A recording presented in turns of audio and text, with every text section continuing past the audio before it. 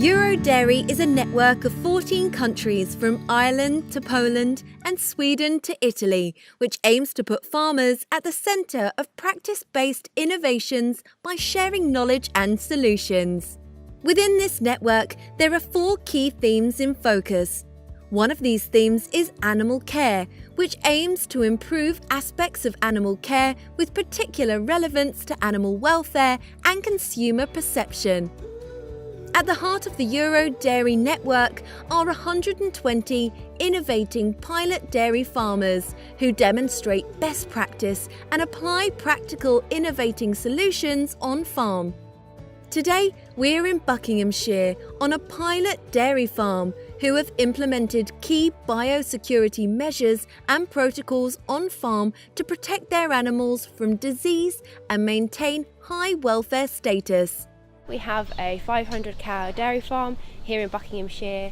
We work a spring calving system. The cows are housed over winter and they graze during the summer. Biosecurity is very important on our farm. We're an open farm. The health and welfare of our animals is really important, and particularly with our calves, we went through a period where we had mortality rates that we weren't happy with, so we implemented very strict biosecurity to improve that.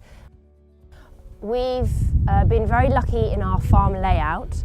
The borders of our farm do not touch very many other farms with stock, and the ones that do are all double fenced. So in that respect, the layout has been quite easy to prevent disease from other farms coming to us or from us to other farms.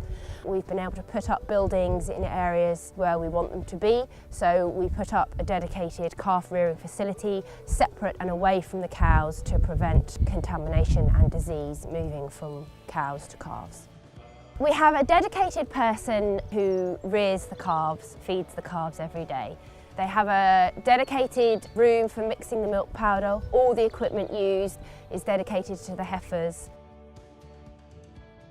The biosecurity of bought-in animals involves quarantining them in this building behind me. When we buy in animals, they arrive on farm and they go straight into this building. We test bought-in animals for BVD when they arrive, do a blood test to check their status.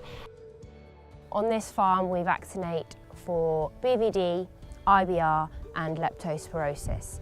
We this year have started to work towards BVD free, so we're starting, we did tag and test for all our calves born this year. When we move to BVD free, hopefully we will be able to remove the BVD vaccination from our protocols. The calves have IBR vaccination and a lepto vaccination when they're young, 2 doses, and then after that it's an annual booster as a milking cow.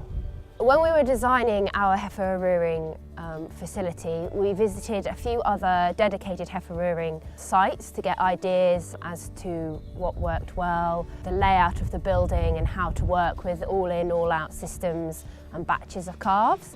And then with our specific biosecurity protocols, we worked closely with our vet and just thought about how are we going to make the cleanest, most hygienic environment possible for our calves. We've seen many positive outcomes for improving our biosecurity for the heifer rearing. We've seen a massive reduction, nearly eradication of mortality, and we've seen much less disease in the calves. We almost never have any diarrhea anymore. Pneumonia is very, very low. And we've managed to reduce our antibiotic use enormously because the health of the calves is so much better. Our aims for the future would be to hopefully become a closed herd, to eliminate the need for buying in replacement heifers. For anyone thinking of improving their biosecurity, I would suggest being clean for calves would be my big top tip. Having dedicated clean boots and overalls for your calves is really good for helping keep your calves disease-free and stopping diseases coming from the cows to the calves.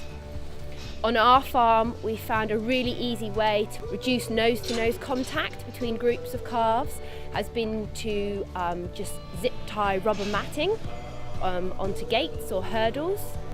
Another tip would be, where possible, reduce access from the fallen stock collection service or anybody coming to buy cattle or calves.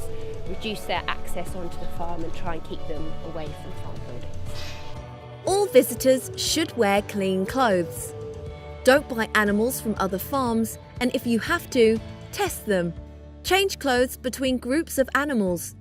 Keep visitors away from the animals. Provide clean clothes for the vet visits. Also, a clean changing room where the vet can wash their hands with soap and warm water.